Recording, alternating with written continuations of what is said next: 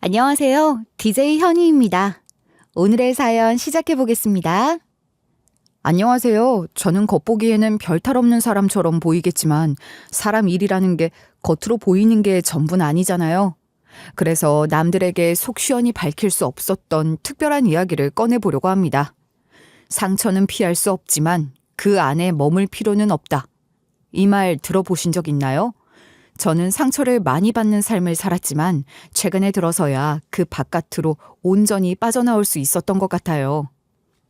태어났을 때부터 제가 선택한 것도 아닌데 왜 이렇게 고통스러워야 하는지 항상 궁금했죠. 하지만 저는 길고 험했던 터널을 통과해 여기까지 온 사람으로서 감히 말씀드리고 싶어요. 결국 사람은 모든 가시밭길을 지나 단단해진다는 걸 말이에요. 이제부터 제가 들려드릴 사연은 어떻게 터널을 걸어왔냐는 거예요.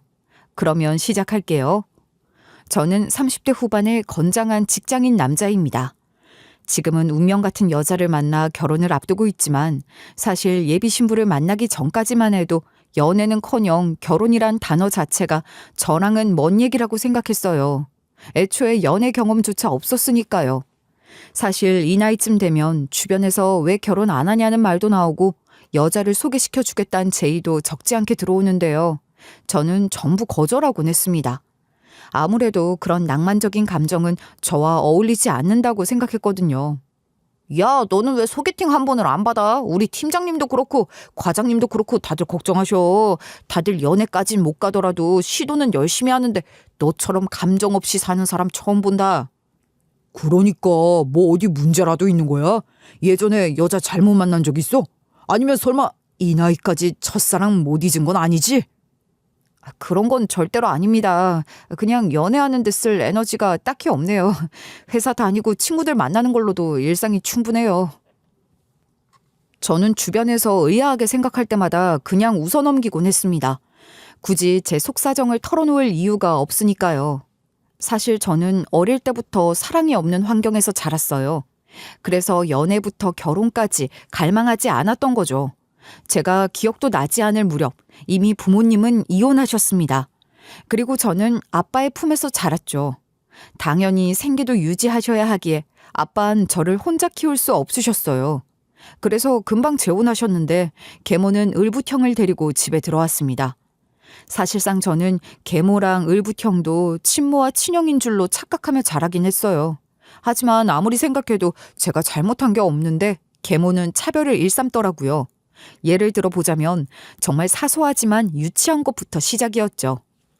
아침에 밥상을 차릴 때도 을부형 앞에서는 반찬 가짓수를 넉넉하게 주고 저한테는 딸랑 김치 한 조각만 놓아줬습니다. 심지어 을부형이 무슨 사고를 쳐도 언제나 제 잘못으로 몰아가더라고요. 도대체 하루라도 얌전히 지나가는 일이 없구나. 누가 창문 깼냐? 딱 봐도 너지? 왜 자꾸 집에서 사고를 치는 거야? 반성이라곤 조금도 안 하는 거니? 그거 저 아니에요. 형이 덩진공에 맞아서 깨진 거라고요. 저는 진짜 안 했어요. 지난번에도 집에서 얌전히 있으라고 하셨잖아요. 저는 말씀하시는 대로 하고 있어요. 얘 말하는 거 좀 봐라. 지금 네 형한테 뒤집어 씌우려고 하는 거야? 괜히 핑계댈 생각하지 마. 그렇게 울먹이면서 억울한 표정 짓는 꼴도 못 봐주겠어. 아주 가증스러워 죽겠네. 동화 중에 미운오리 새끼라는 거 들어보셨죠? 저는 그 책을 읽었을 때 꼭 제 얘기 같아서 펑펑 울었습니다. 그리고 을부형은 생일 때마다 케이크와 선물을 한아름 받았지만 제 생일은 평소처럼 넘어갔어요. 그나마 학교에 가면 친구들이 축하해줘서 고마웠죠. 게다가 심부름이나 집안일도 항상 제 몫이었어요. 을부형은 귀하다며 절대로 물도 못 묻히게 하셨으니까요. 이렇게 계모가 저를 못살게 굴 때 을부형이라도 잘해주면 좋았을 거예요.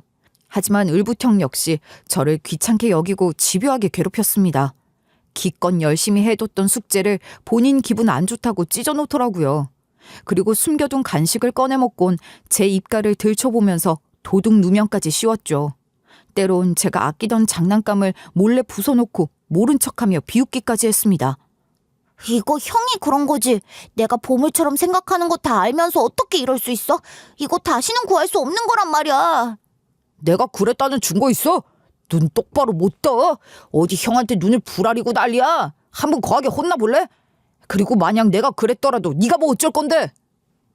이런 일상이 반복되다 보니까 나중에는 집에서 숨 쉬는 것조차 조심스러워질 정도였어요. 당연히 어린 마음에 억울하고 서러웠지만 어디 말할 곳도 딱히 없었거든요. 왜냐하면 아빠는 뱃일 하시는 분이라 한번 나가면 몇 달은 있다가 귀가하셨어요. 이런 상황에서 제가 기댈 사람은 아무도 없었던 겁니다. 그렇게 아빠가 집을 비우시는 날이 많다 보니까 어느 날부터인가 계모가 바람이 나버렸어요. 잘 보일 사람도 딱히 없는데 외모에 유달리 신경 쓰는 모습을 보이더라고요. 원래는 트레이닝 차림으로 아무렇지 않게 시장을 다니는 분이셨거든요. 그런데 집 앞에 나갔다 오겠다고 하면서도 원피스부터 구두까지 차려입는 모습을 보였습니다. 그렇게 화장을 진하게 하고 향수를 강하게 뿌리는 건 난생 처음이었죠. 게다가 아빠랑 통화하시는 건 아닌 것 같은데 웃음소리 섞인 채로 하루 종일 전화를 붙잡고 있더라고요. 나는 항상 당신 생각만 하고 있지. 마음 같아서 매일 보고 싶은데 여건이 안 되니까 애달파 죽겠어. 당신도 괜히 다른 여자한테 한눈 팔면 안 돼? 그나마 초반에는 누군가를 만나더라도 집 밖으로 나가 놀기 바쁜 것 같았습니다. 하지만 시간이 흐르면서 집안에 낯선 아저씨를 들이기 시작하더라고요. 어린 마음에 아빠가 아닌 다른 아저씨가 집안을 활보하니 두려움이 컸던 것 같아요. 그래서 아저씨가 말을 걸어도 대답을 피했죠. 서리 씨 막내 아들이 아주 귀엽네. 아저씨한테 아버지라고 불러봐라. 그러면 용돈 줄게. 어때?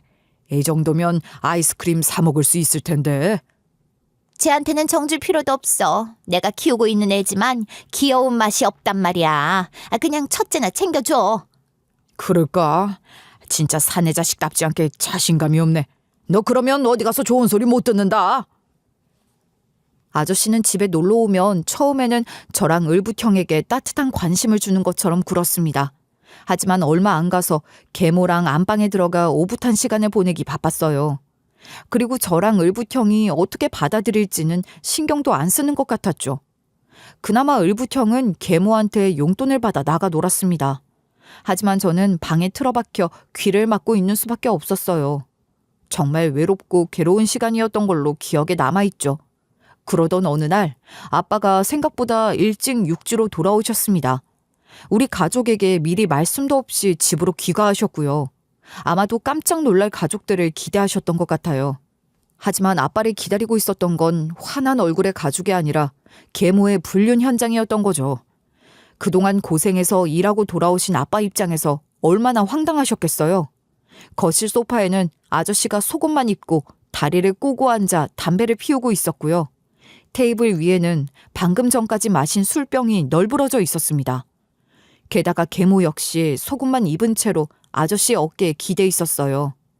그리고 집안에선 이상한 향수 냄새가 진동을 했고 텔레비전에선 청소년 관람 불가 영화가 나오고 있었습니다. 지금 내 집에서 뭐 뜨라는 거야? 미쳤어? 여기가 술집이야 뭐야?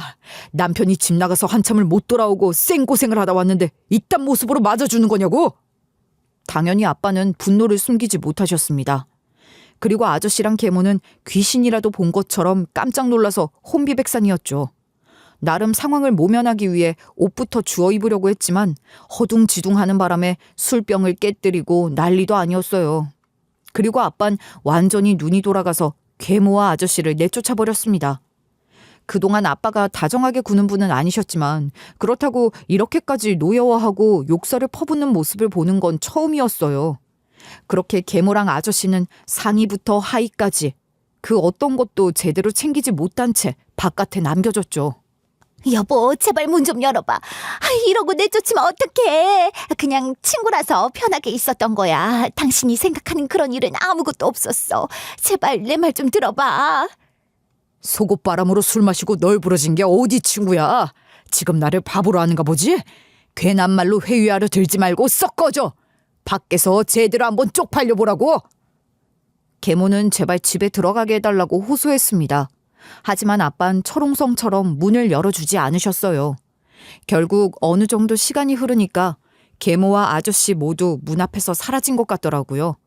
그런데 문제는 아빠의 분노가 삭혀지지 않았다는 겁니다. 그리고 이번에는 제가 아빠의 화풀이 상대가 되고 말았죠.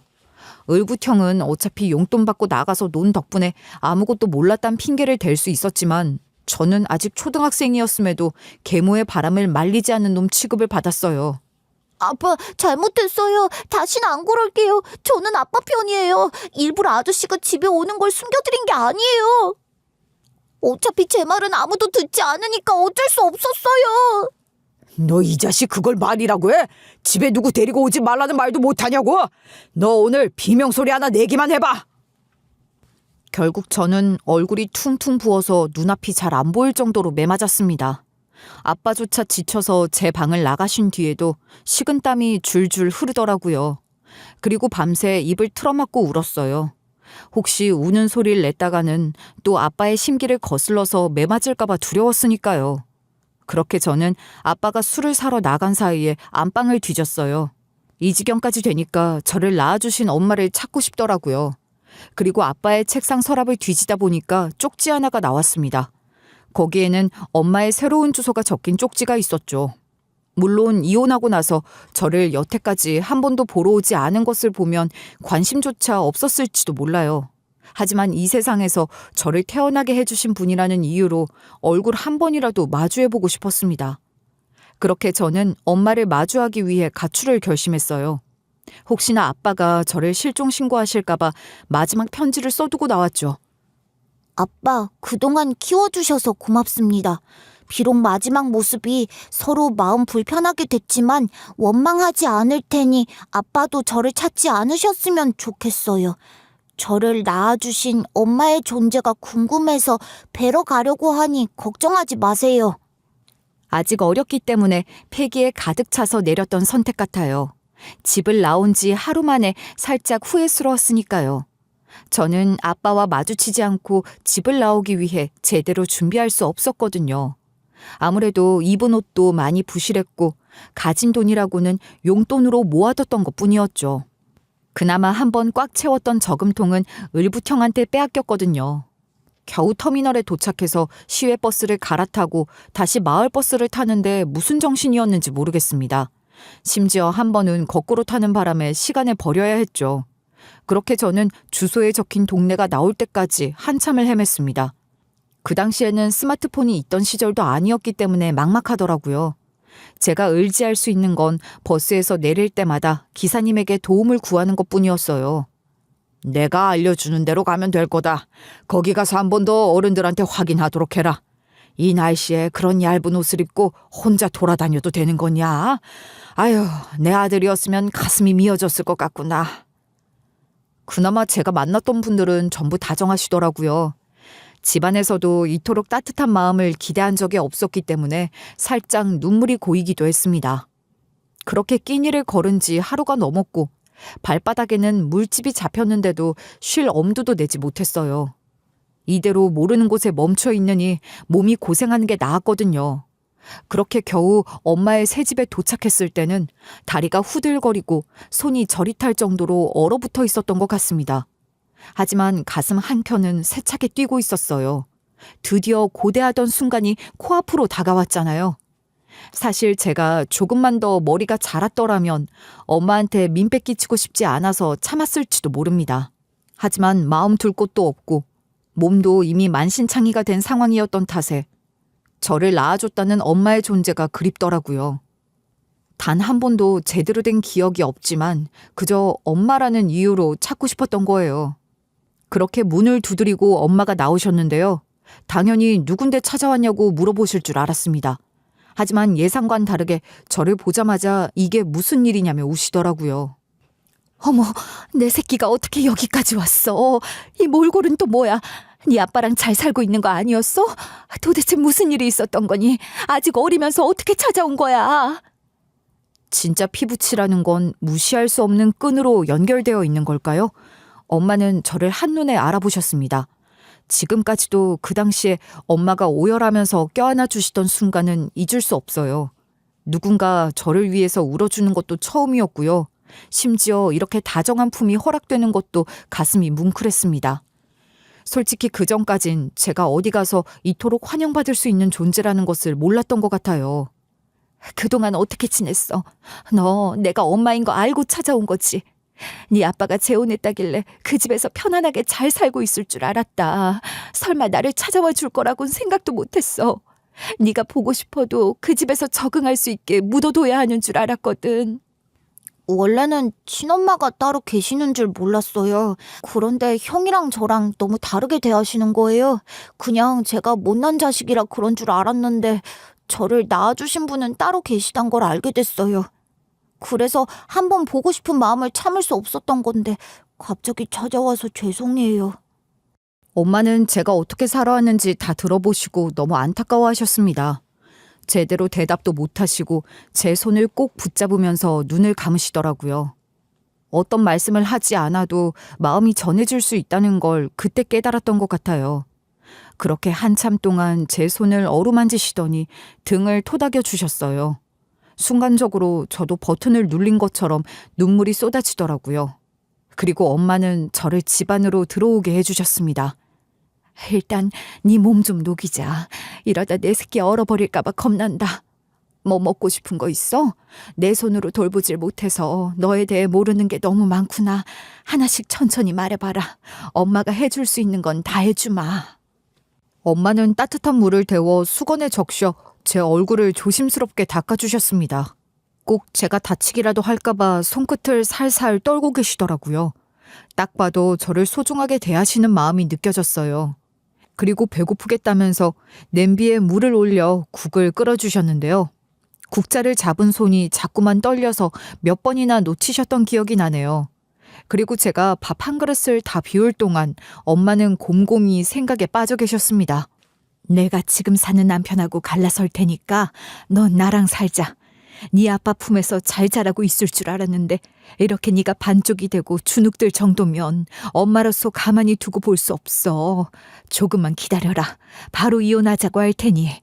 그건 너무 죄송한 마음이 들어요. 그냥 보고 싶고 그리운 마음에 찾아온 거였거든요. 저 때문에 엄마가 행복을 포기하시는 건 원치 않아요. 자식이 불행해하는 걸 보고도 모른 척하면 행복할 수 있겠어? 이제라도 너를 데리고 사는 것만으로도 나는 만족한다. 이미 너랑 다시 만났는데 놓치고 싶지 않아.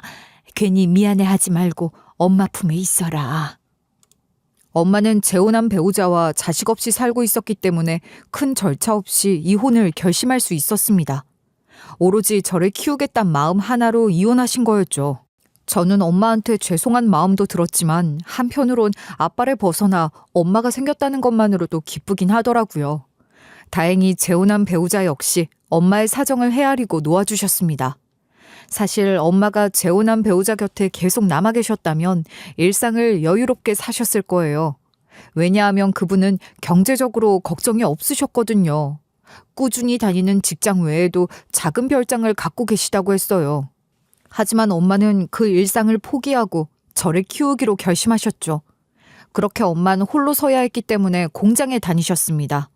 그런 엄마를 보면서 저도 대충 살 순 없다고 생각했어요. 딱 봐도 얼마나 헌신하고 계시는지 느껴졌으니까요. 그렇게 저는 죽기 살기로 공부했고 대학에 들어가서도 치열하게 취업을 준비했습니다. 그리고 대기업에 입사할 수 있었죠. 우리 아들 장하다. 겨우 공장 다니면서 키우는 엄마라 항상 미안했는데 너 스스로 멋지게 자라줘서 고마워. 이제 내 인생은 뭐 걱정할 것도 없다. 너 잘 사는 모습만 봐도 배부르고 만족스러울 것 같아. 제가 어떻게 스스로 멋지게 자랐겠어요. 다 엄마 아들이니까 가능했던 거죠. 솔직히 엄마 아니었으면 이렇게 노력하면서 살진 않았을 거예요. 엄마가 이룬 결과나 다름없으니까 자랑스럽게 생각하셔도 돼요. 제가 남부럽지 않은 아들이 되니 엄마는 정말 좋아하셨습니다. 그리고 저는 다른 것보다 효도하게 됐다는 게 자랑스럽더라고요. 그래서 첫 월급을 받자마자 엄마에게 공장을 그만두시라고 말씀드렸어요. 그리고 문화센터를 등록해드리고 여행도 보내드리면서 여유를 만끽하시기를 바랐죠. 그런데 우리 엄마가 좀 고우신 편이라서 그런지 어딜 가나 남자들이 그렇게 꼬이더라고요. 아유, 무슨 이 나이에 연애를 하자고 그러세요. 아들 보기 부끄럽네요. 좋게 봐주시는 건 고맙지만 연애 같은 건 영 관심이 안 가요. 엄마는 항상 철벽을 치면서 거절하셨습니다. 하지만 저는 엄마가 적적하지 않게 지내시는 것도 나쁘지 않다고 생각했어요. 물론 저는 그때까지 결혼 생각 없이 엄마를 모시고 살 계획을 세우고 있었지만 우리 엄마가 한번 저 때문에 행복한 가정을 포기하셨잖아요. 그래서 마음 가는 대로 자유롭게 사시기를 원하는 마음도 있었어요. 그러다가 엄마는 지인의 소개로 같은 상처를 가진 남자분을 만나게 됐습니다. 제가 봐도 매너가 좋으시고 엄마의 사정을 헤아려 주는 분이라 좋더라고요. 처음 뵌 그날이 지금까지도 생생해요. 이 나이에 첫눈에 반했다고 하면 우습게 들릴까요? 하지만 제 진심이 그러네요.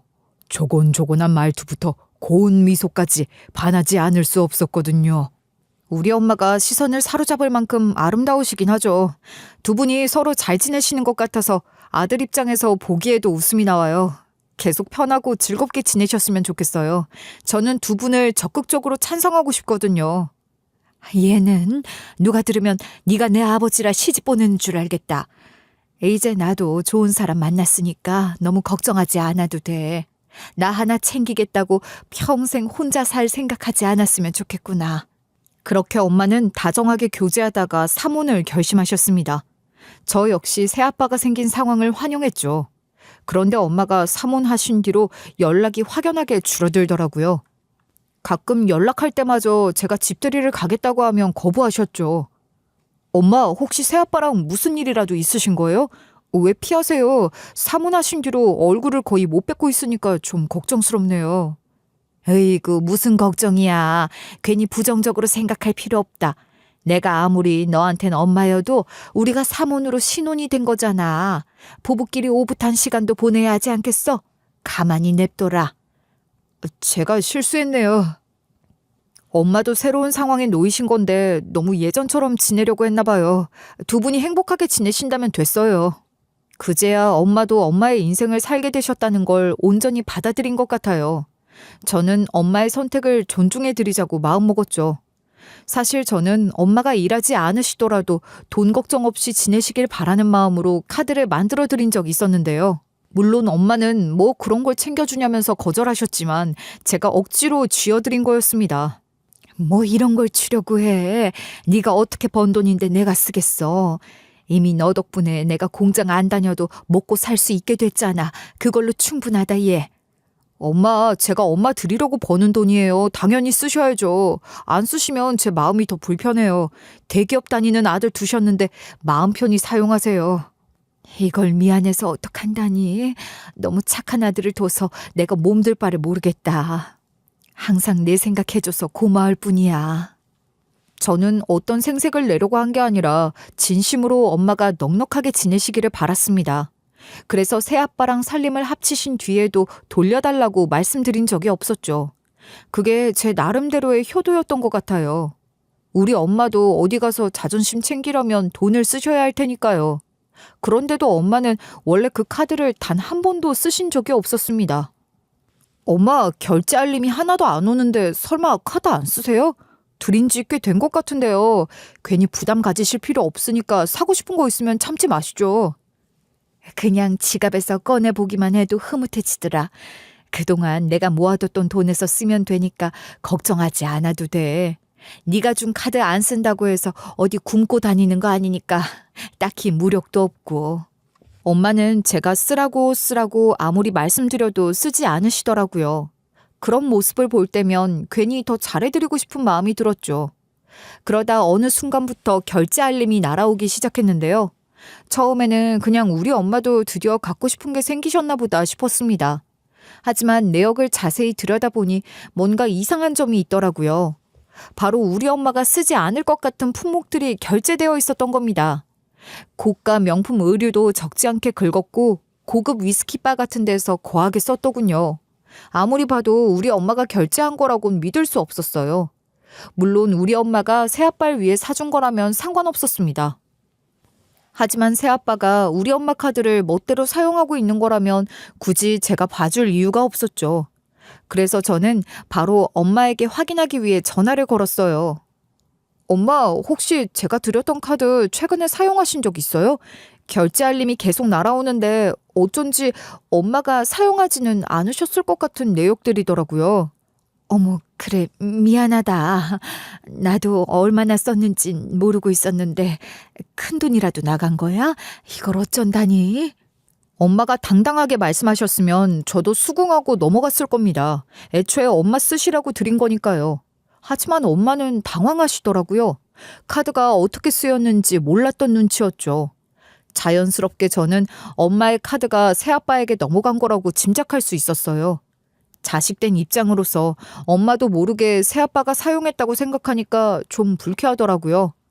아무래도 제가 새아빠에게 경고를 좀 드려야겠네요. 아무리 부부라고 해도 엄마 몰래 이런 식으로 카드를 쓰는 게 말이 되나요? 엄마를 무시하는 거나 다름없잖아요. 아이고, 그건 안 된다.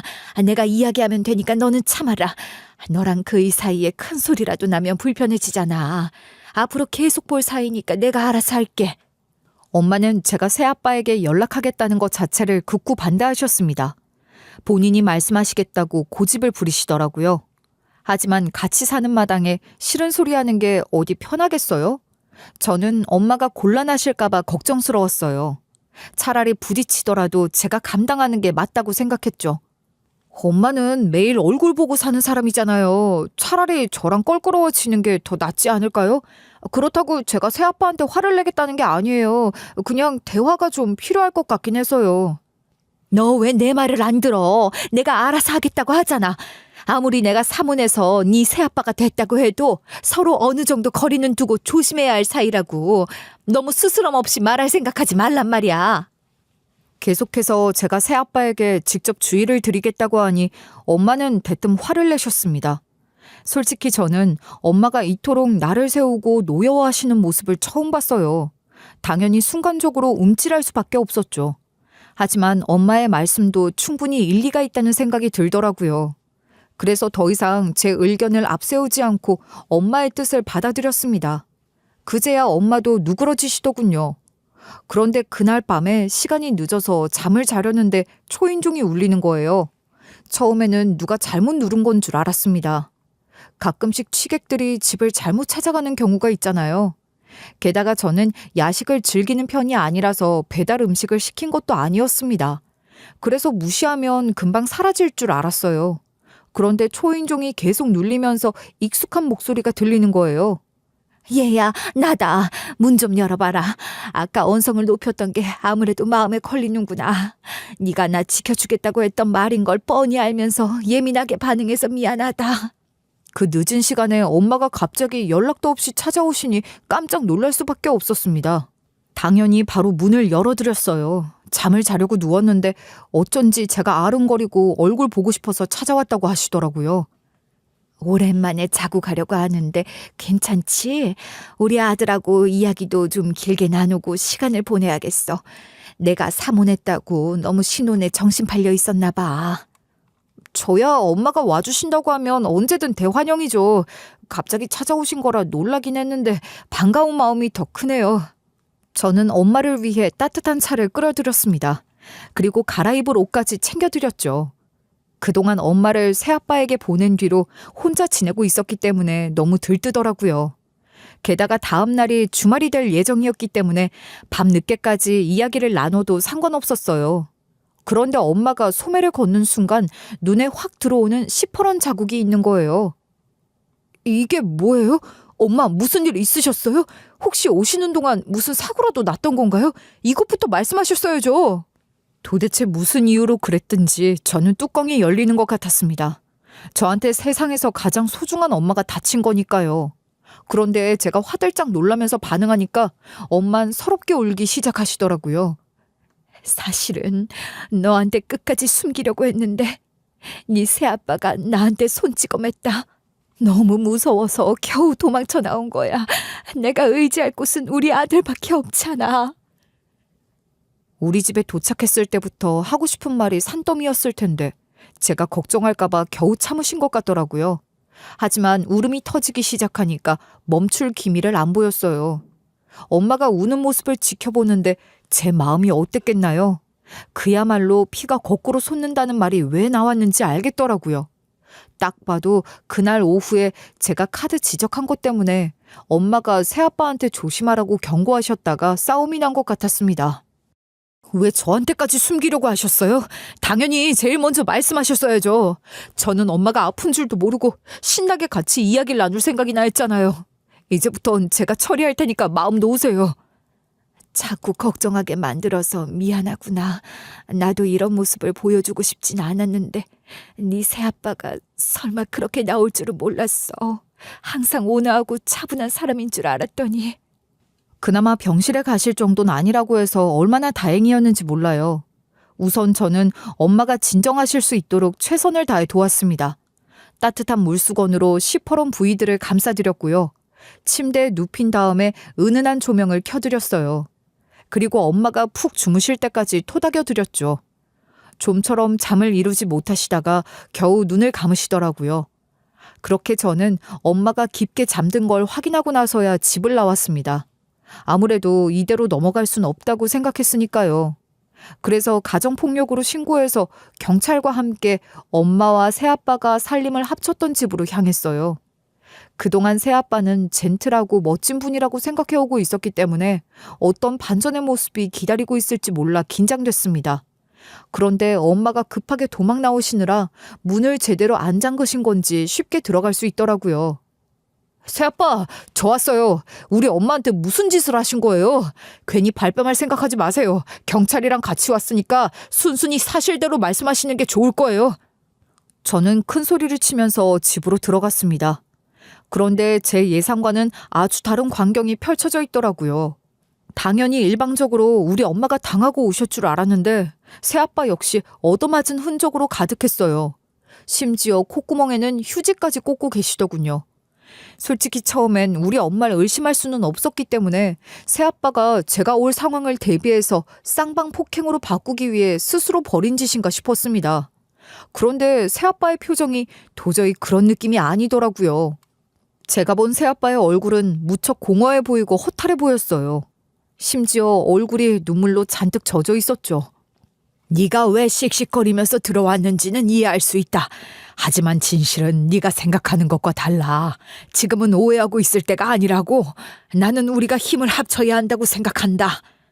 도대체 무슨 일이 있었던 건데요? 제가 뭘 오해하고 있다는 거죠? 새아빠랑 제가 왜 힘을 합쳐야 한다는 건지 하나부터 10까지 이해할 수 있는 게 아무것도 없네요. 새아빠는 눈을 감고 한숨을 깊게 내쉬더니 말문을 여셨습니다. 저는 새아빠의 이야기를 들으면서 귀를 의심할 수밖에 없었죠. 사실 우리 엄마가 저 몰래 불법 고리대금업자로 활동하고 계셨단 거였어요. 새아빠도 사문으로 집안 살림을 합치기 전까진 모르셨다고 하더라고요. 당연히 엄마의 아들인 저도 몰랐으니 새아빠도 모르셨던 게 당연했습니다. 하지만 새아빠는 두 분 다 상처를 딛고 사문하신 거라 최대한 엄마를 회유하면서 살고 싶으셨대요. 여보, 그렇게 불법적인 일로 버는 돈이 행복을 가져다 줄 순 없어. 당장 손에 쥐어지는 게 크다고 해서 만족하면 안 돼. 남들 피눈물로 버는 거잖아. 내가 당신한테 돈 벌어오라고 시키는 것도 아닌데 이제 그만두자, 어? 당신을 실망하게 만들어서 미안해. 한 번 손을 대니까 자꾸 생각나서 그만. 당신이 이렇게 친절하게 말해주는데 내가 이런 일로 속 썩일 순 없지. 앞으로는 절대 이러지 않겠다고 약속할게. 엄마 역시 새아빠가 제발 그만두라고 간곡히 부탁하면 순순히 알겠다며 약속하셨대요. 하지만 새아빠가 엄마를 24시간 내내 곁에 두고 감시할 순 없는 거잖아요. 엄마는 계속해서 불법 고리대금업자로 사신 겁니다. 결국 새아빠가 저랑 연락해서 같이 의논해 보려고 시도도 하셨다는데요. 엄마가 새아빠의 휴대폰까지 부숴버려서 실패하셨다고 하더라고요. 지금 설마 내 아들한테 일러 바치려고 한 거야? 당신 진짜 나 혀 깨무는 꼴 보고 싶어서 그래? 우리 아들한테 뭐라고 하려고? 함부로 뭐라 속삭였다간 인생 재미없어질 줄 알아? 우리 아들은 건드리지 마. 단순히 고자질 하려는 거겠어? 내가 당신하고 당신 아들 사이를 갈라버리려는 거겠냐고. 이대로 당신 버릇이 안 고쳐지니까 최후의 수단으로 연락하려는 거잖아. 아니, 아들도 대기업에 다니는데 뭐가 부족해서 그런 짓을 하고 돌아다녀? 입 다물어. 괜한 수작 부리지 말고. 그런다고 내가 반성할 줄 아나 본데 택도 없을 줄 알아. 그냥 당신은 얌전히 있으면 돼. 새아빠가 제 번호를 외우고 계셨을 리도 없으니까 당연히 계획은 실패로 돌아갔습니다. 그제야 제가 새아빠랑 연락을 하려고 했을 때 왜 엄마가 격렬하게 반대하셨는지 이해가 가더라고요. 여기까지 사연을 듣고 계신 분들은 제가 왜 새아빠의 이야기에 이토록 귀를 기울이고 있는지 의아하실 수도 있습니다. 하지만 제가 새아빠의 이야기에 신빙성이 있다고 느낄 수밖에 없는 이유가 있었어요. 바로 새아빠가 저한테 보여주신 서류가 있었거든요. 그건 새아빠 생명보험 가입 증서였는데요. 수익자가 우리 엄마 이름으로 되어 있더라고요. 심지어 저는 우리 엄마가 글자를 어떻게 쓰는지 다 알고 있잖아요. 우리 엄마가 새아빠 대신 서명까지 전부하셨더군요. 저도 이 상황을 믿고 싶지 않았지만 생명보험 가입 증서 속 엄마의 글씨체를 확인하는 순간 몸이 얼어붙는 것 같았습니다. 설마 이런 상황이 저를 기다리고 있을 줄은 상상도 못했네요. 무슨 말을 더 해야 할지 모르겠어요. 새아빠는 도대체 어떻게 견디신 거예요? 네 엄마랑 만나는 동안은 정말 좋은 여자였으니까 잠깐 잘못된 길에 들어선 것뿐이라고 믿고 싶었다. 최대한 마음을 돌리고 싶어서 했었다고. 그동안 엄만 불법 고리대금업을 하면서 제대로 이자를 갚지 못하는 사람들에게 이런 식으로 보험 가입을 종용했나 봐요. 사실 엄마랑 새아빠를 소개시켜준 지인 역시 보험 설계사였다고 하더라고요. 엄마는 지인의 실적을 올려주면서도 무슨 일이 발생하면 본인이 보험금을 가져가려고 했던 거예요. 심지어 더욱더 충격적이었던 건 뭔지 아세요? 우리 엄마는 제 생명보험 가입 증서까지 만들어 두셨더라고요. 아직 서명까지 모두 마친 상태는 아니었지만 배신감과 절망감이 커서 머리가 얼얼했습니다. 그렇게 새아빠는 엄마를 최대한 교화시키고 붙잡아 잘 살아보려고 노력하셨지만 생명보험 가입 증서까지 멋대로 만들려고 하니 분노를 참지 못하신 거예요. 결국 새아빠도 엄마에게 손찌검을 날리셨지만 엄마 역시 새아빠에게 맞서 갚아주고 저를 찾아오신 거였습니다. 어떤 걸로도 마음의 상처를 치유할 순 없겠지만 최대한 도와드릴게요. 우선 병원부터 같이 가요. 너무 죄송스럽네요. 아니다. 네가 죄송할 게 뭐가 있어? 우리 다 뒤통수 맞은 거나 다름없는데. 이젠 네 엄마가 무사히 돌아오기를 기다릴 때가 아닌 것 같다. 정당한 죗값을 받게 해야 돼. 저는 엄마가 어떻게 나올지 모르니 새아빠를 응급실로 데려가 진료 기록을 증명받았습니다. 괜히 엄마만 손찌검 당했다고 일방적인 피해자로 몰아가면 안 되니까요. 그리고 제 돈으로 변호사까지 선임해드렸어요. 물론 엄마가 어떤 만행을 저지르고 있었는지 저 역시 아무것도 몰랐고 깊은 충격을 받았지만 가만히 있을 순 없었거든요. 결국 엄마는 새아빠의 보험에 대해서 사문서 위조죄로 걸렸습니다. 그리고 불법 고리 대금업에 대해서도 제가 신고했어요. 그렇게 엄만 징역형 집행유예를 선고받고 벌금까지 토해내야 했죠.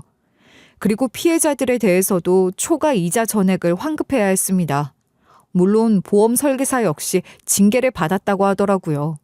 결국 전 새아빠는 소송이 종료되고 나서 주민등록을 정리하시고 계좌도 새로 재정비하셨습니다. 그리고 결정적으로는 엄마에 대해 접근금지 명령까지 받아내셨어요. 솔직히 인생에서 소송을 하게 되는 건 겁나는 일인데 네 덕분에 무사히 끝낸 것 같다. 네가 내 아들인 것도 아닌데 의지가 많이 됐어. 정말 고맙구나. 저한테는 당연한 결정이었어요. 물론 우리가 혈연 관계인 건 아니지만 같은 상처를 안게 된 거잖아요. 모르는 척 해버리는 게 저한텐 더 괴로운 일이었을 거예요. 사실 전세 아빠는 여기까지 도와준 것만으로도 충분히 고맙다고 말씀하셨지만 저는 영 마음에 걸리더라고요. 그래서 혹시 모르는 걱정 때문에 전세 아빠를 상담센터로 연결해드렸습니다. 아무래도 정신적 트라우마가 생길지 모르니 그냥 방치해선 안 된다고 생각했거든요. 물론 우리는 엄마를 통해 알게 된 사이니까 그것만 아니면 남남이나 다름없지만 계속 마음이 불편하더라고요. 그렇게 전세 아빠는 상담을 다니시면서 많이 회복되시는 것 같았어요. 상담센터에선 초기에는 주로 듣고 공감하는 방식으로 시작하셨는데 점차 자기가 느꼈던 모멸감이나 무력감에 대해서 솔직하게 털어놓으셨다고 하더라고요. 저 때문에 억지로 다니시는 것 같더니 5회기쯤 지나면서부턴 눈빛이 맑아지고 식사도 더 이상 거르지 않으신다고 했습니다. 특히 감정일기를 써보라는 제안을 진지하게 실천하신 게 큰 효과가 있었던 것 같았죠.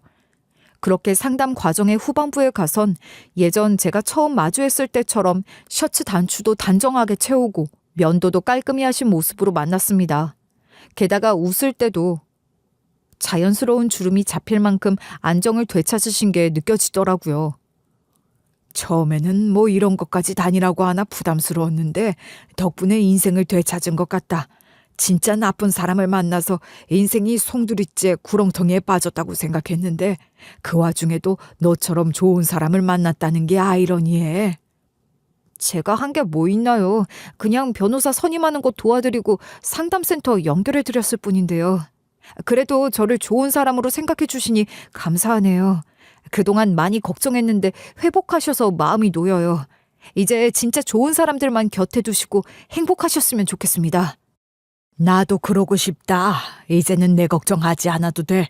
너야말로 네 엄마 때문에 상처가 크지 않겠어? 우리 서로 지나간 일은 덮어두고 잘 살아가 보자. 살아갈 날이 아직 많이 남았는데 굳이 그늘에 얽매여 있을 필요 없으니까. 저랑 전세 아빠는 마지막으로 술자리를 가지면서 회포를 풀었습니다.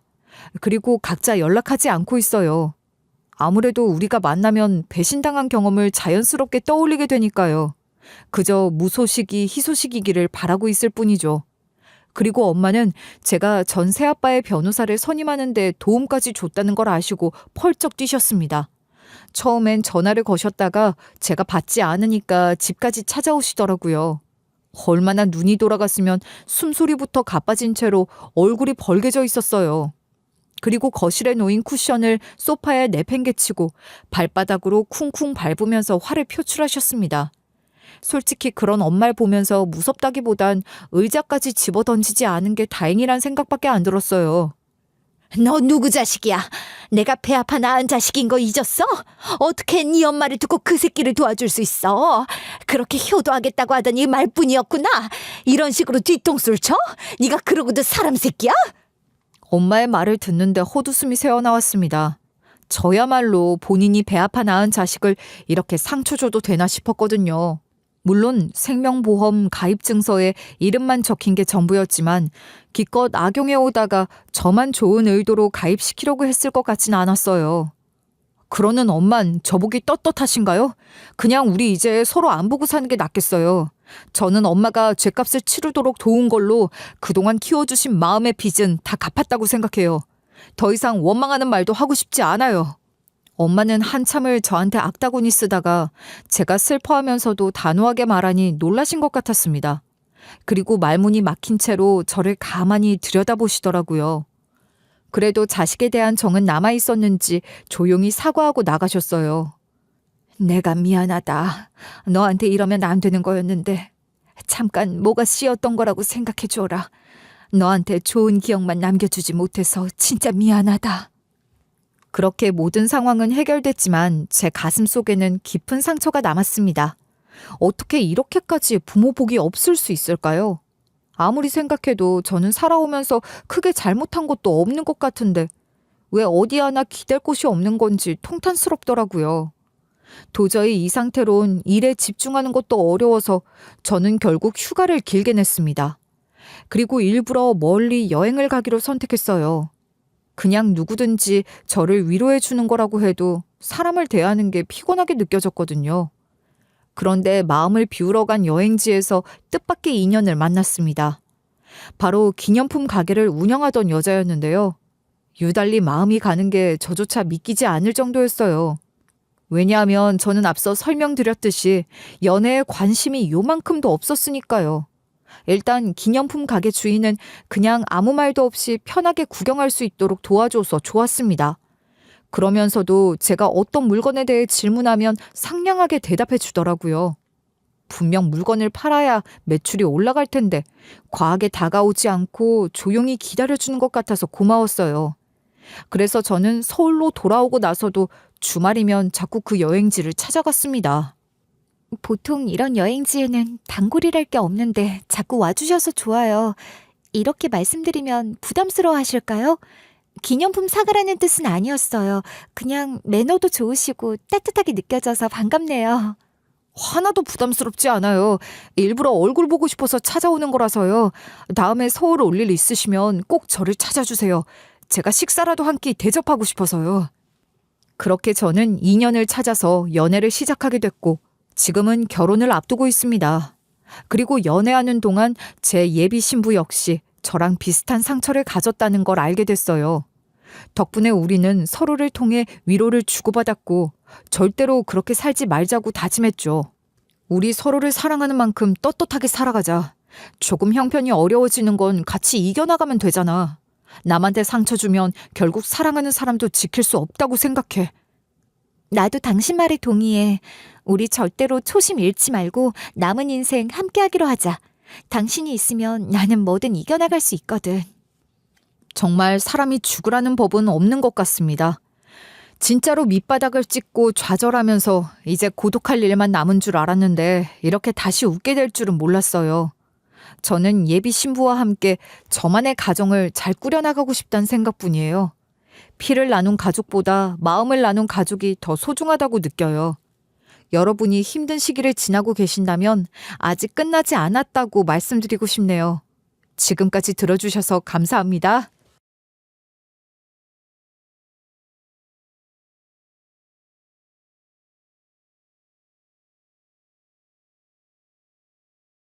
안녕하세요. DJ 현희입니다.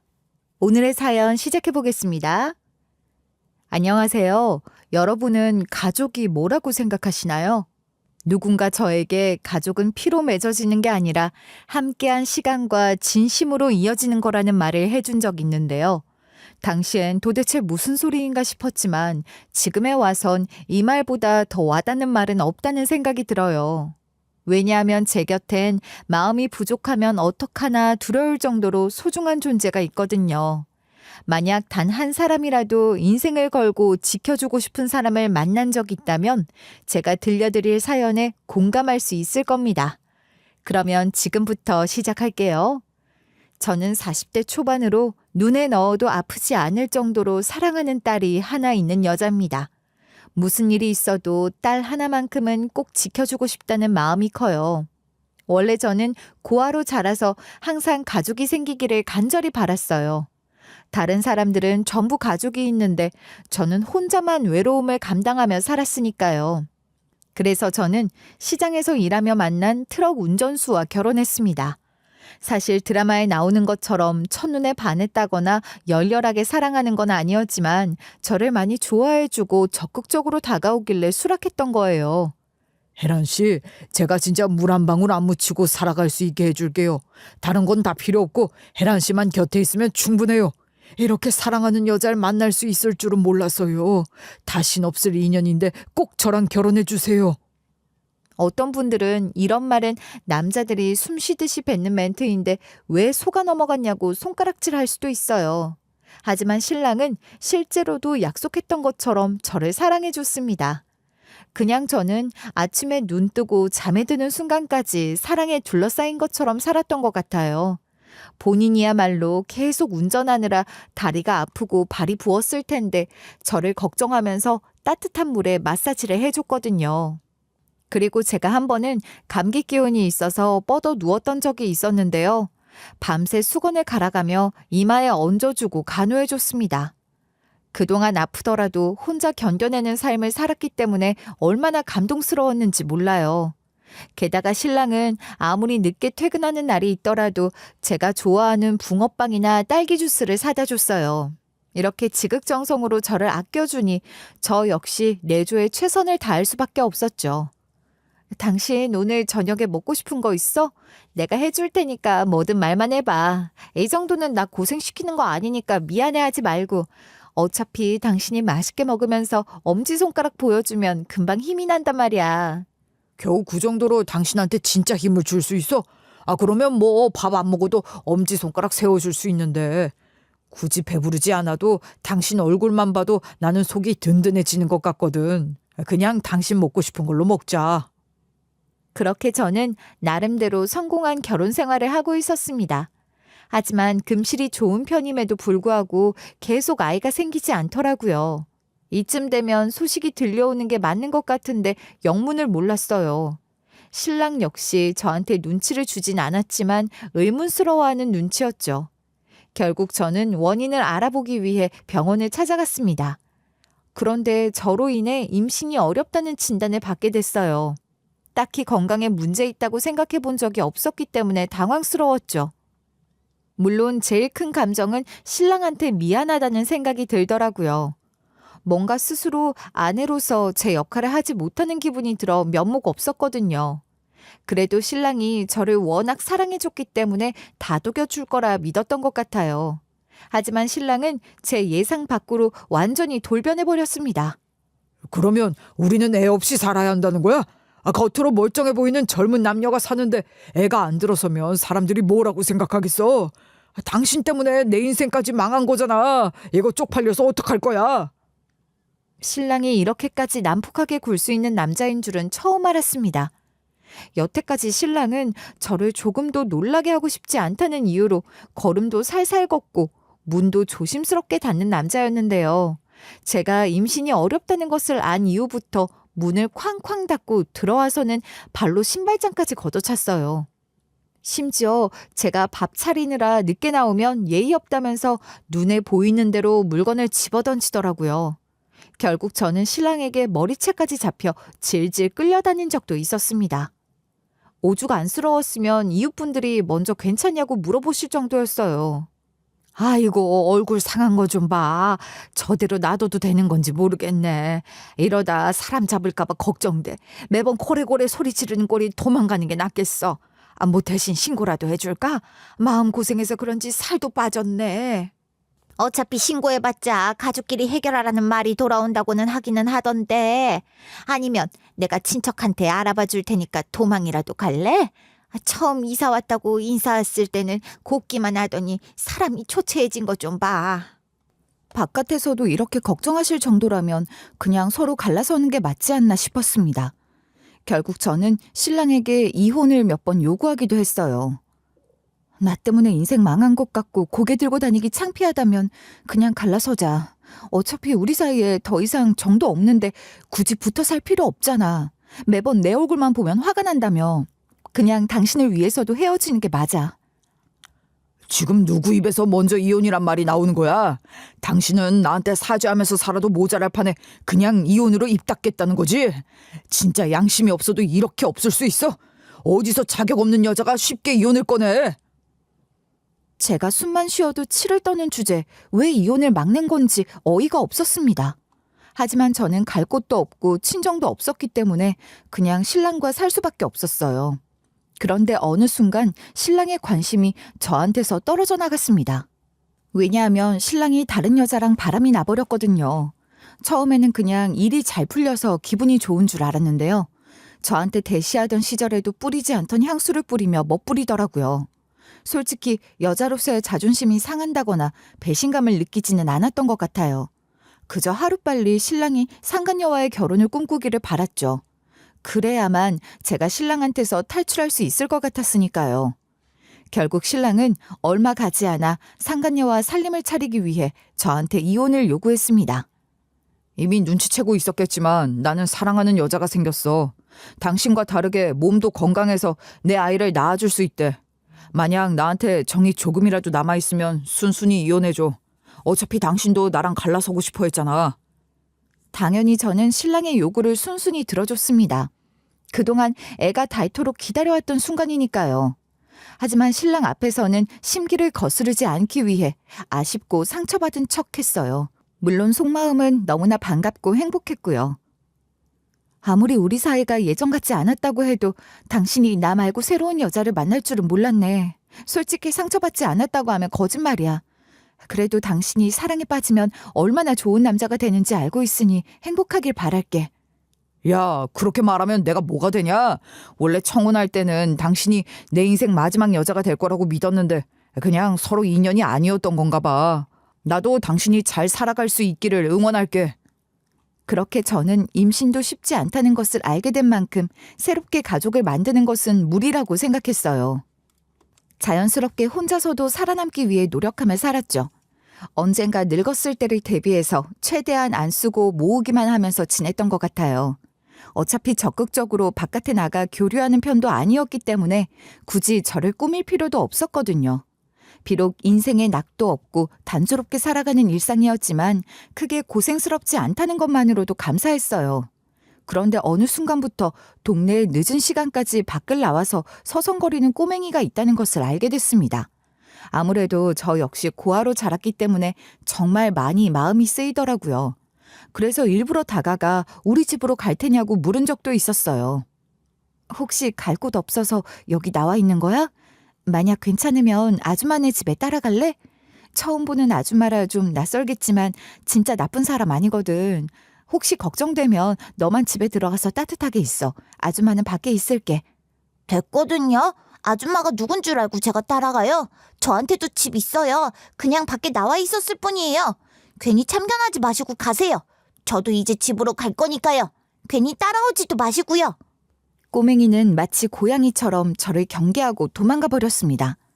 하지만 저는 이런 꼬맹이가 얄미워 보이기는커녕 눈에 밟히더라고요.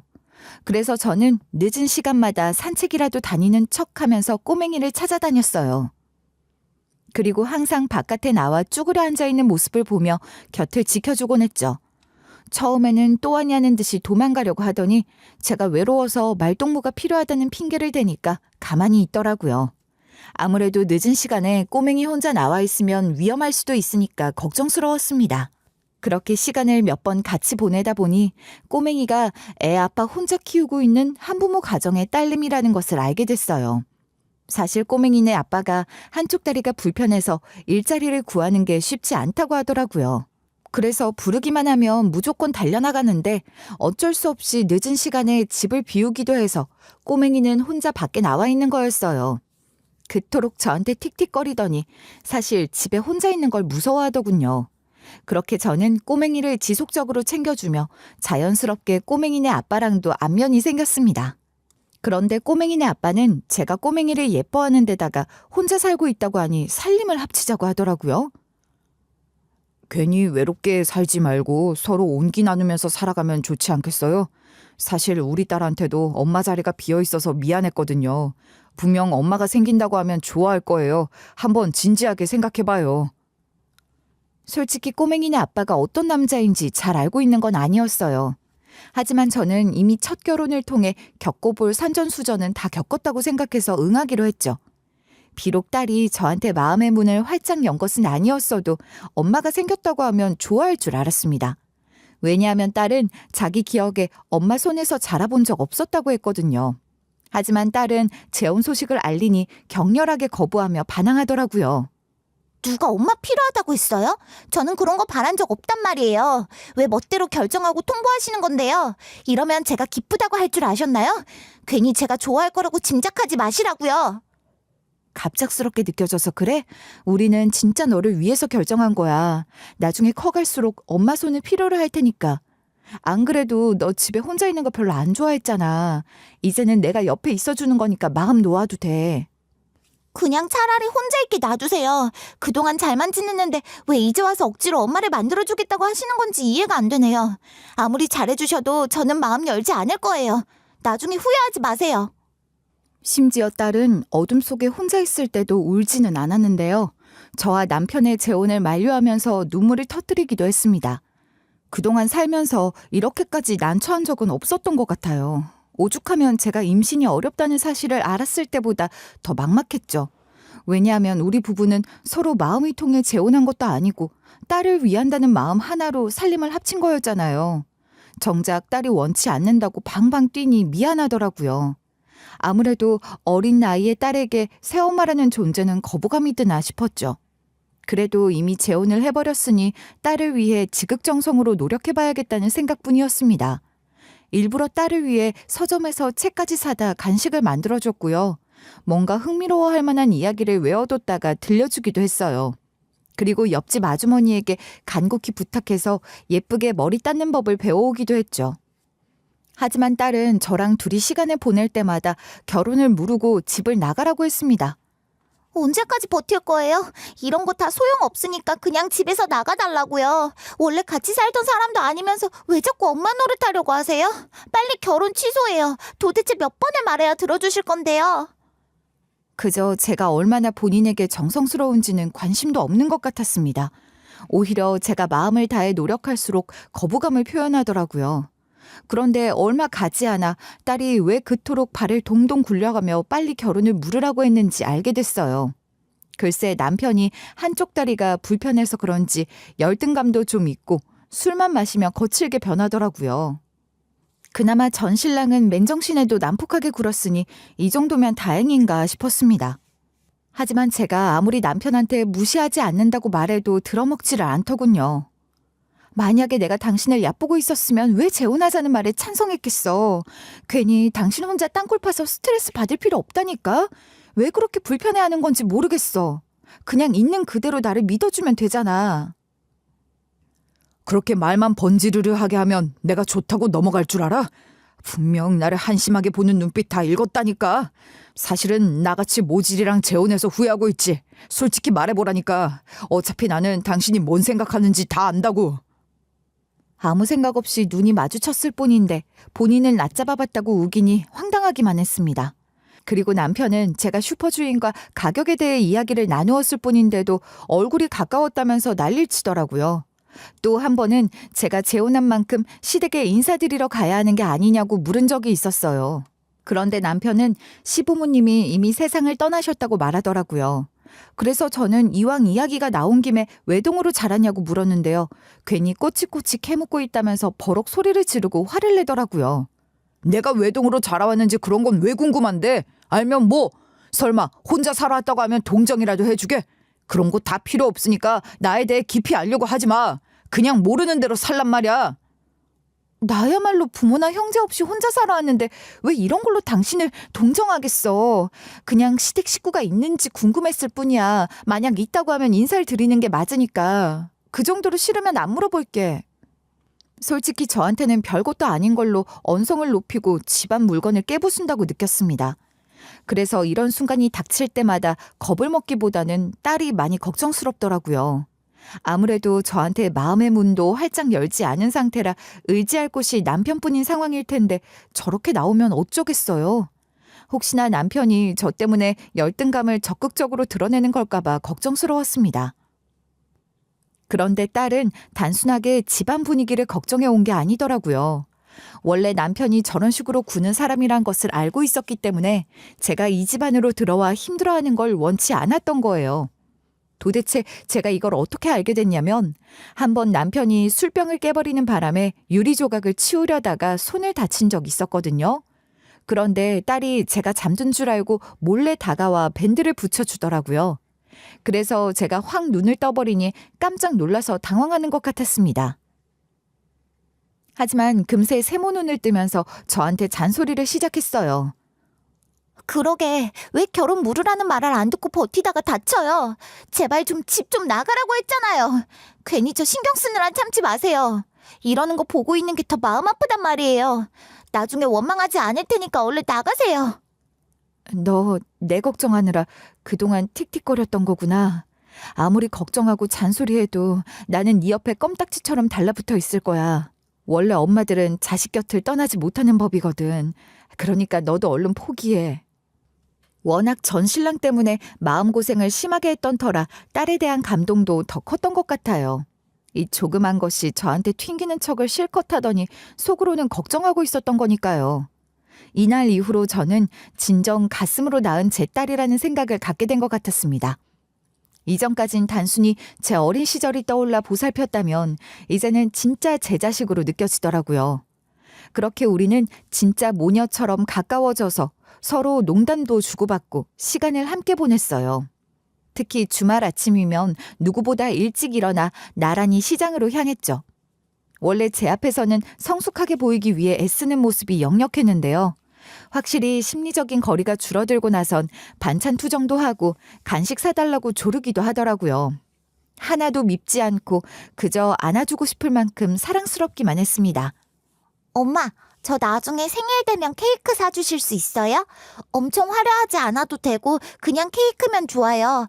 사실 저는 단 거 진짜 좋아하는데 평소에는 사달라고 조르기 좀 그렇잖아요. 다른 선물은 필요 없으니까 케이크면 돼요. 원래 생일에 케이크랑 선물은 따로 받아야 하는 거 몰라? 일단 우리 딸이 단 거 좋아한다는 말은 기억해둘게. 이따 집 가는 길에 빵집 들러서 어떤 케이크가 먹음직스러워 보이는지 골라보기로 하자. 그렇게 우리 모녀가 웃음꽃 피우며 잘 지내는 모습을 보이니까 남편 보기에도 마음이 들었나 봐요. 언젠가부터 저와 딸 모두에게 크게 시비 걸지 않는 것 같더라고요. 덕분에 집안에 평화가 찾아온 것 같아서 기뻤죠. 그러다가 한번 남편까지 셋이서 나들이를 간 적이 있었습니다. 그런데 남편이 기분이 많이 좋았는지 갑자기 젊었을 적 자랑을 늘어놓더라고요. 지금은 내가 다리 한쪽을 끌고 다니지만 예전에는 제법 훤칠했다는 말도 많이 듣고 사람들이 잘 따랐어. 괜히 거짓말한다고 생각하면 안 돼. 사실 지금도 다리 한쪽이 불편한 것만 빼면 나쁘지 않단 말이야. 솔직히 믿을 수 있는 이야기인진 몰랐지만 남편이 그렇게 들떠있는 모습을 보는 건 정말 드물어서 맞장구 쳐줬습니다. 그랬더니 남편은 더욱 기분이 좋아졌는지 어떤 기업 이름을 대더라고요. 내가 그 회장님까지 모셔본 적이 있는 사람이라고. 왕년에 운전을 어마어마하게 잘해서 초고속 승진을 한 거야. 진짜 나처럼 신임받았던 운전기사가 또 없을걸. 비록 지금은 밑바닥이나 굴러다니지만 나 정말 잘 나갔어.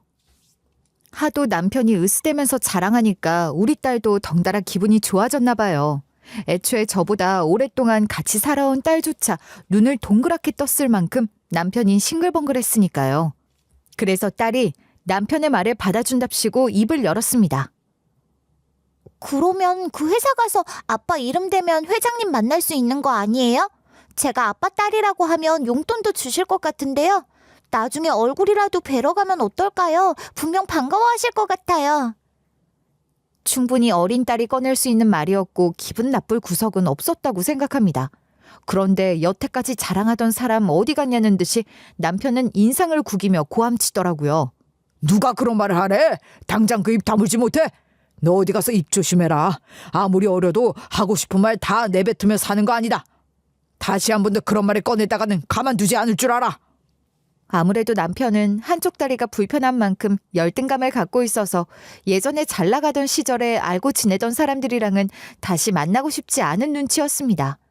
하지만 딸이 그런 것까지 눈치채고 조심할 정도의 나이는 아니었단 말이에요. 당연히 딸은 주눅 들고 상처받은 기색을 숨기지 못했어요. 바로 옆에서 가만히 지켜보는 저로서는 마음이 참 아팠죠. 그래도 남편이 뭘 싫어하는지 알게 됐으니 충분히 조심하며 살았습니다. 그러던 어느 날 평탄하게 흘러가는 줄만 알았던 일상에 일이 터지고 말았어요. 안 그래도 한쪽 다리가 불편했던 남편이 술 마시고 귀가하다가 발을 헛디뎌 객사하고 만 거예요. 애초에 늦은 시간에 넘어졌고 머리를 부딪힌 거라 누군가한테 도움을 구하지도 못하고 뒤늦게 발견됐다고 하더라고요.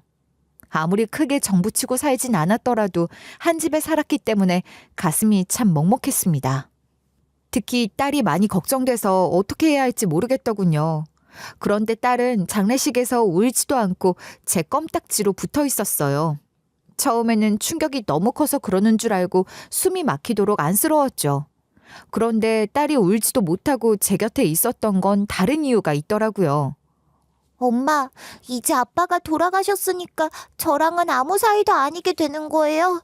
혹시 저 버리고 가실 건가요?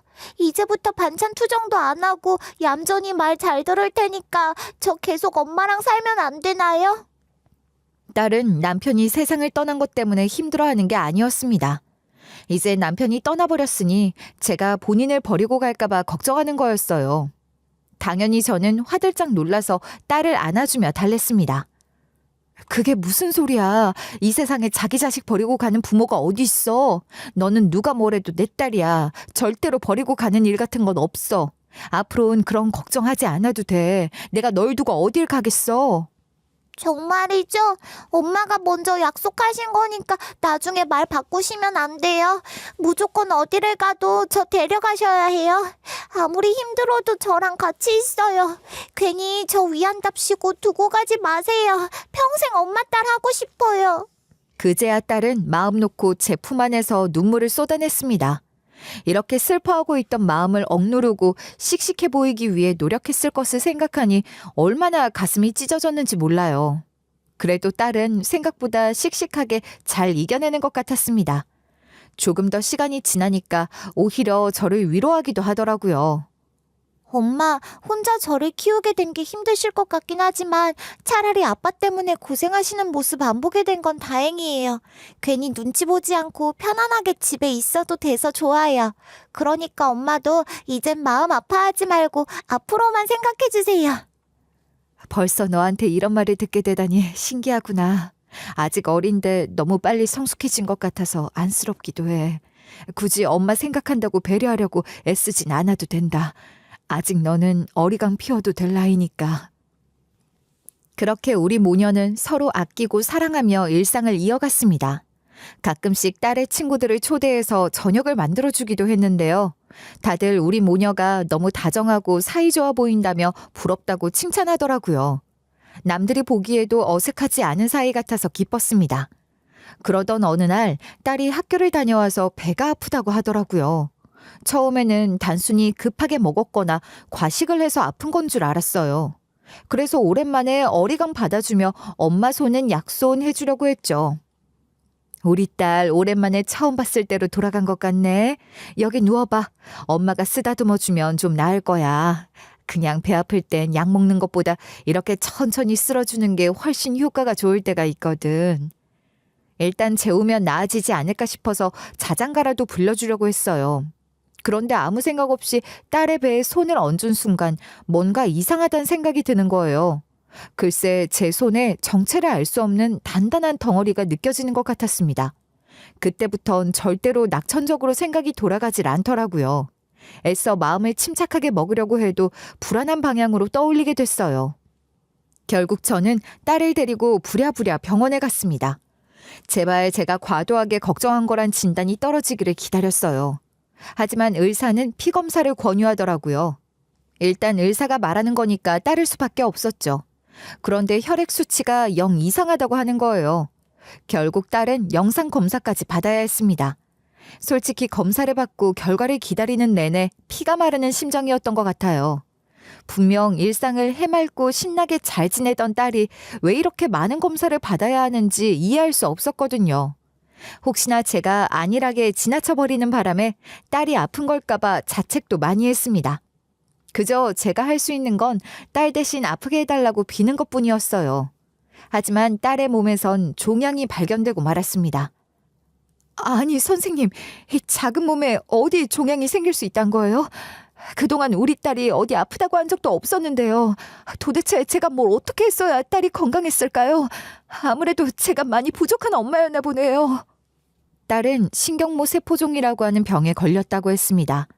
애초에 이름부터 처음 들었는데 암이라고 하니 가슴이 덜컥 내려앉는 것 같고 절망스럽더라고요. 왜 하필 제가 아니라 딸이 아픈 건지 세상이 원망스럽기만 했어요. 그나마 초기라서 수술 위주로 완치가 가능할 거라고 했는데 워낙 형편이 여유롭지 않았던 터라 보험이 따로 없어 수술비가 부담되더라고요. 그런데 이 와중에 딸은 이 상황을 기민하게 파악하고 저를 위로하려 들더군요. 엄마, 저 생각보다 심각하게 아프지 않아요. 꼭 지금 당장 수술 받지 않아도 될 것 같은데요. 괜히 걱정하지 마세요. 어차피 초기라고 했으니까 괜찮을 거예요. 이미 엄마는 좋은 엄마니까 미안해하지 마세요. 지금 누구보다 겁이 나고 두려운 사람은 바로 우리 딸일 텐데 본인은 괜찮다면서 수술비 걱정을 덜어주려고 하니 눈물밖에 안 나왔습니다. 그게 무슨 소리야. 무슨 일이 있어도 엄마가 너 살려줄 거니까 그런 소리 하지 마라. 어떻게든 수술비 구해올 거니까 다른 걱정하지 말고 기다리고 있으면 돼. 엄마는 너 없이 못 사니까 나쁜 생각하지 마. 결국 저는 어차피 남편도 먼저 떠나간 상황이니 기업의 회장님을 찾아가 보기로 결심했어요.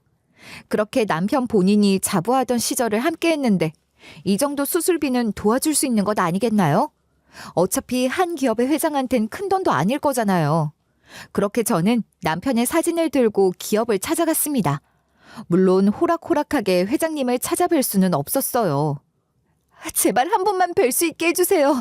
분명 제 사정을 아시면 회장님이 나무라시는 일은 없을 거예요. 그냥 아무런 연고도 없으면서 무작정 찾아온 거 아니에요. 먼저 떠난 제 남편이 회장님과 깊은 인연이 있어요.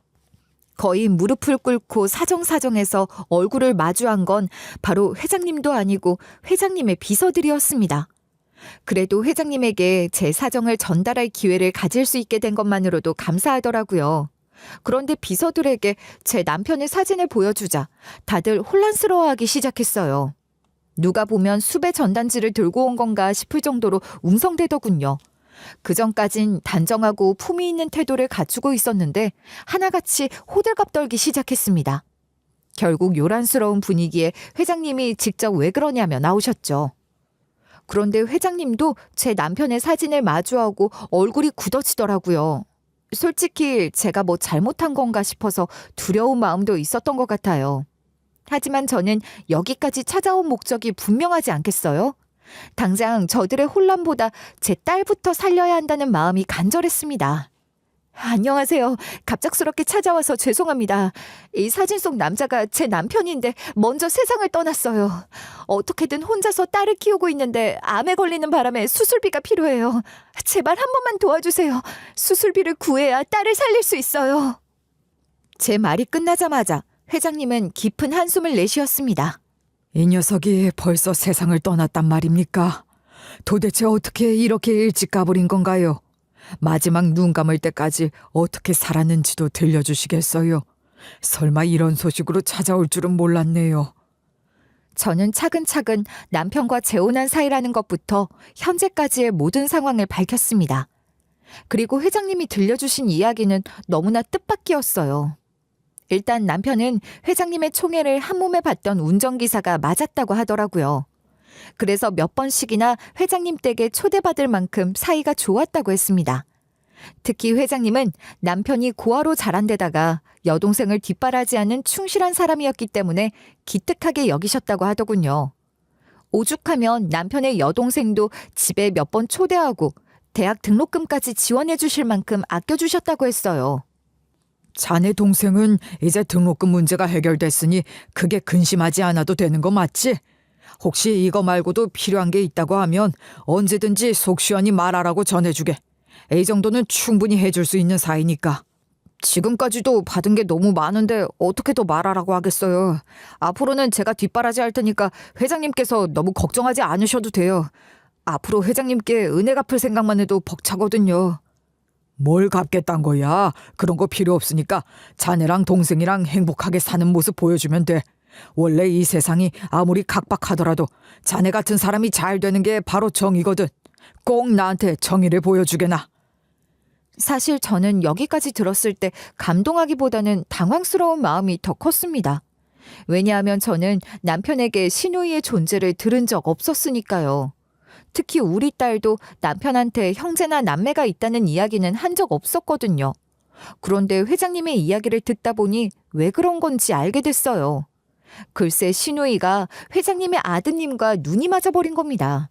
물론 사랑이라는 감정은 어디서나 생길 수 있으니 크게 문제 삼을 필요 없었을 거예요. 하지만 회장님의 아드님은 그 당시에 이미 유부남이었다고 하더라고요. 처음엔 남편도 둘의 사이를 알아채고 뜯어말리기 바빴다고 했어요. 너 진짜 미친 거지? 그동안 회장님이 우리한테 얼마나 잘해주셨는데 무슨 정신으로 도련님을 넘본 거야? 너랑 도련님이 쉽게 이루어질 수 있을 거라 생각해? 현실이랑 드라마는 다르다고. 무조건 지금이라도 헤어져. 왜 말을 그렇게 해? 네 동생이 먼저 나 꼬신 거 아니고 서로한테 반했을 뿐이야. 비록 내가 이미 결혼해버렸지만 네 동생을 먼저 만났으면 분명 상황이 달랐을 거야. 지금 나는 첫사랑하는 거나 똑같다고. 세상을 살아가는 게 감정만으로 가능하다면 얼마나 좋겠어요. 하지만 남들이 보기에는 그저 불륜일 뿐이잖아요. 제발 서로를 위해 그만두는 게 좋겠어요. 그냥 우기는 게 아니라 진심으로 모두를 위해 이러는 거예요. 원래 주변에서 뜯어말리더라도 한번 사랑에 빠진 연인의 귀에는 와닿지 않는 법이잖아요. 시누이는 워낙 회장님의 아드님을 백마탄 왕자님처럼 잘 따랐고 회장님의 아드님 역시 사랑 없이 치른 결혼보다 순수하게 애정을 주는 시누이를 훨씬 좋아했다고 합니다. 아무리 남편이 강력하게 경고해도 시누이와 회장님의 아드님은 몰래 만나면서 더욱 불타오르기만 한 거죠. 그렇게 남편은 시누이와 회장님의 말만 믿고 둘이 헤어졌는 줄 알았다는데요. 이 철없고 못 말리는 두 사람이 임신을 해버린 거예요. 당연히 남편 입장에서는 뜯어말렸고 흘려보내라고 했겠죠. 하지만 신우이랑 회장님의 아드님은 사랑의 결실이라며 철없이 좋아했다고 하더라고요. 이제 진짜 큰일 났는데 어떡할래? 도대체 얼마나 후회하려고 이런 사고를 쳤어? 도련님은 이미 가정도 있으신데 너 혼자 어떻게 키울 수 있는데? 제발 정신 좀 차리면 안 돼? 빨리 흘려보낼 병원부터 찾자. 이미 우리끼리는 이야기 다 끝났으니까 오빠 입 조심해. 내 뱃속에 애가 다 듣고 있을 텐데 뭘 흘려보내라는 거야. 아무리 설득해도 내 마음은 바뀌지 않을 거니까 오빠가 포기해. 무조건 키우기로 했어. 결국 땅끝까지 가서 신우이는 몰래 출산했다고 하더라고요. 그리고 남편은 어쩔 수 없이 회장님의 아드님을 몰래 신우이가 있는 곳까지 데려다 주려고 했대요. 그런데 하필이면 사고가 나버려서 회장님의 아드님은 먼저 세상을 떠나버리고 남편은 한쪽 다리를 평생 불편하게 쓰게 된 겁니다. 심지어 비극은 여기서 끝나지 않고 신우이가 사랑하는 사람을 잃고 비관하는 바람에 스스로 목숨을 끊어버렸다고 하더라고요. 그제야 회장님도 이 모든 사실을 알고 노발대발하셨죠. 자네가 나를 이렇게 뒤통수 칠 줄은 몰랐네. 애초에 불륜이 생겼으면 뜯어 말렸어야 하는 거 아닌가? 어떻게 애를 낳고 만들고 거기까지 데려가라고 한 거지? 이 정도로 상식적인 것도 기대할 수 없었나? 저도 정말 간곡하게 헤어지라고 말했어요. 분명 도련님도 이제 걱정 안 해도 된다고 하셨고요. 설마 뒤에서 몰래 계속 만나고 있을 줄은 몰랐어요. 이미 애를 가졌고 키우겠다고 약속했다길래 어쩔 수 없었던 거예요. 당연히 남편은 억울해하면서 본인도 노력했다고 호소했대요. 하지만 회장님은 당장 자식 잃고 이성 잃은 상황이라 분노하기 바빴다고 하더라고요. 아무래도 며느리 볼 낯도 없었을 테니 얼마나 기가 막혔겠어요. 그렇게 회장님은 불순한 핏줄이 생긴 거니 이쪽 호적에는 절대로 허락하지 않겠다며 선을 그으셨다고 합니다. 남편 역시 그동안 잘 챙겨주셨던 회장님을 배신하게 된 상황이라 말없이 수긍했다고 하더라고요. 그리고 당시에 같이 살았던 전처와의 자식으로 입양했다고 했죠. 결국 시간이 흐르고 나서야 회장님은 본인 아들도 과오를 저지른 건데 남편에게 모든 책임을 다 뒤집어 씌운 거라 후회하셨다고 했어요. 하지만 사람을 보내 남편을 찾아갈 때마다 이미 성격이 많이 날카로워져서 거부했다고 하더라고요. 이런 동정 같은 건 필요 없다고 전해주시죠. 이제 저는 운전도 할 수 없는 신세인데 거기 가서 뭐 한답니까? 괜히 불쌍한 취급 받긴 싫으니까 그만 좀 오세요. 회장님한테 말 좀 똑바로 전하란 말이에요.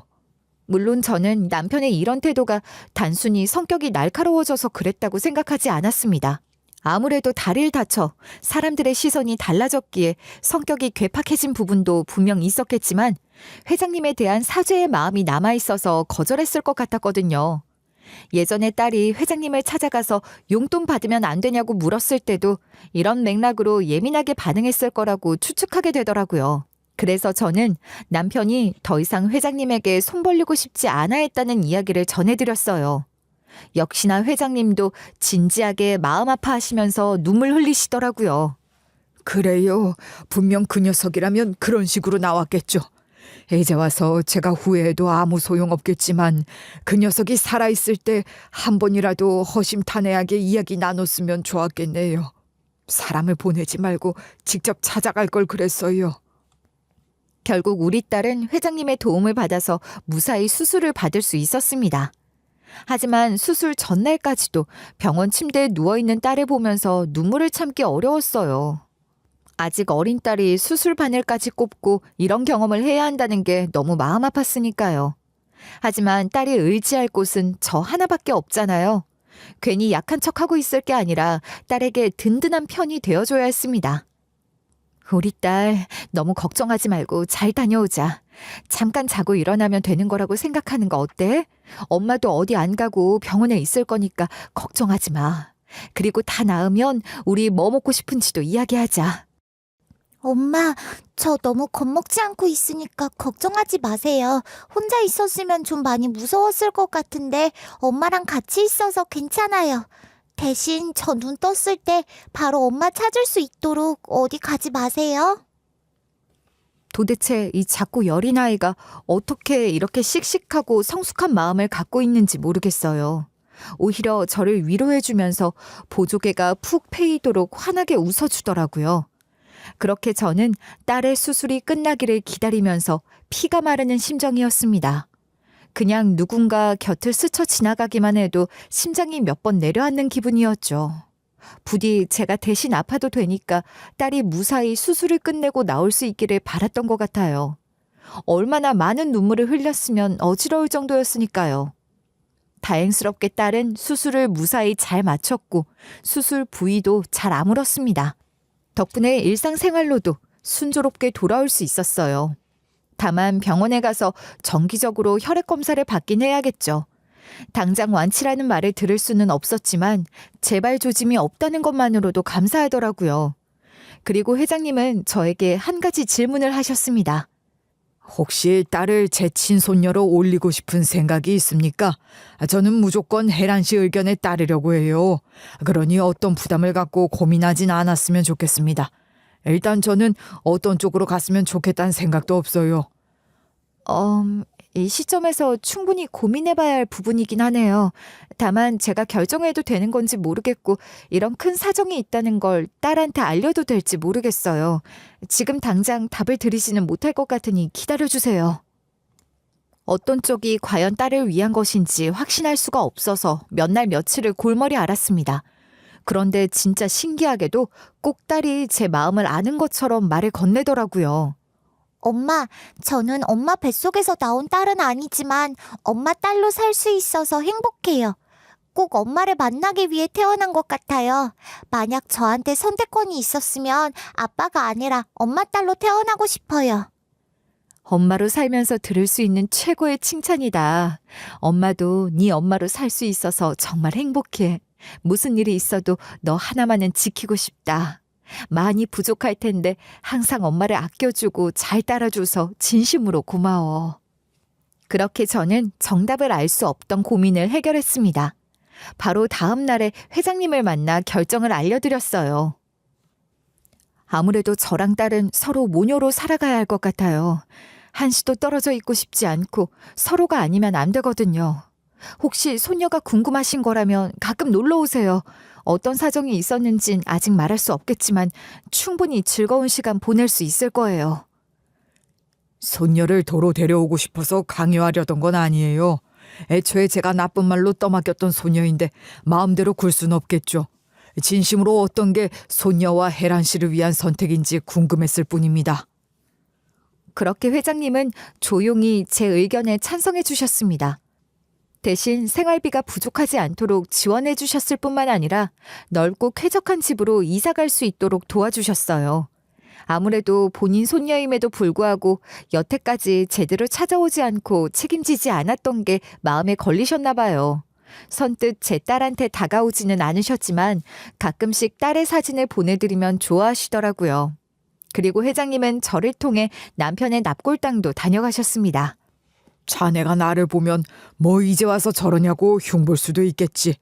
진심으로 미안하게 생각하네. 그때는 내 아들도 먼저 떠나버렸는데 명예롭지 않은 죽음이라 상황을 제대로 보지 못했던 것 같아. 부디 편히 쉬기를 바라네. 남편의 유골함을 들여다보는 회장님의 표정은 아련했습니다. 사실 회장님과 남편의 관계가 틀어지게 된 건 당사자들 탓이 아니라 시누이와 회장님의 아드님 때문인 거라 더욱 안타깝게 느껴지기도 하더라고요.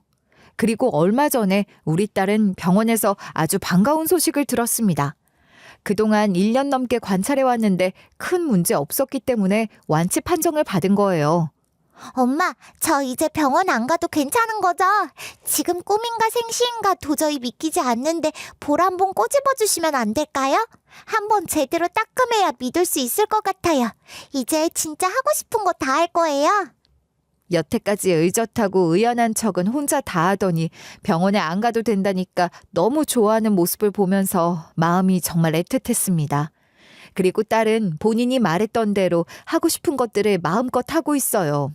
아직 초등학생이라 꿈도 많고 하고 싶은 것도 진짜 많을 나이거든요. 매일같이 장래희망이 바뀌면서 새로운 도전을 시도하고 있답니다. 하루는 화가가 되겠다면서 수채화 물감과 크레파스를 온 방에 펼쳐놓고 그림을 그리더니 다음 날엔 과학자가 되고 싶다면서 집에 있는 달걀로 실험을 하더라고요. 또 어떤 날엔 유튜브 채널을 여는 게 좋겠다며 하루 종일 촬영하고 돌아다녔어요. 그리고 아이돌 가수가 되고 싶다면서 저를 소파에 앉혀두고 노래와 춤을 보여주기도 해요. 뭔가 정신없게 느껴지기도 하지만 한편으론 이 나이 또래 아이들과 다를 게 없어 보여서 마음이 놓인답니다. 하고 싶은 게 너무 많아서 몸이 하나로는 부족할 것 같아요. 아무래도 아프면 하고 싶은 것들을 다 하지 못할 테니까 건강부터 챙겨야겠어요. 저는 세계 최초로 아이돌 가수면서 과학자가 되고 싶거든요. 엄마, 응원해 주실 거죠? 제가 딸에게 바라는 건 딱 하나예요. 아마 이 세상 모든 부모가 자식에게 원하는 소원일 거라고 생각합니다. 바로 딸이 건강하게만 자라주면 아무것도 바랄 게 없다는 거죠. 그냥 하는 말이 아니라 저는 딸을 키우면서 온전한 인생의 의미를 깨닫고 있을 만큼 만족스러워요. 비록 어린 나이에 다사다난한 사건을 여러 겪어서 안쓰럽기도 하지만 그만큼 배로 행복할 거라고 믿어요. 왜냐하면 저 역시 어릴 때부터 지금까지 다사다난했지만 행복을 만끽하고 있으니까요. 그러니까 여러분도 누군가에게 받은 상처 때문에 인생이 끝났다고 생각하지 마세요. 오히려 그 상처로 인해 새로운 인연을 만나기도 하거든요. 지금까지 경청해 주셔서 진심으로 감사합니다.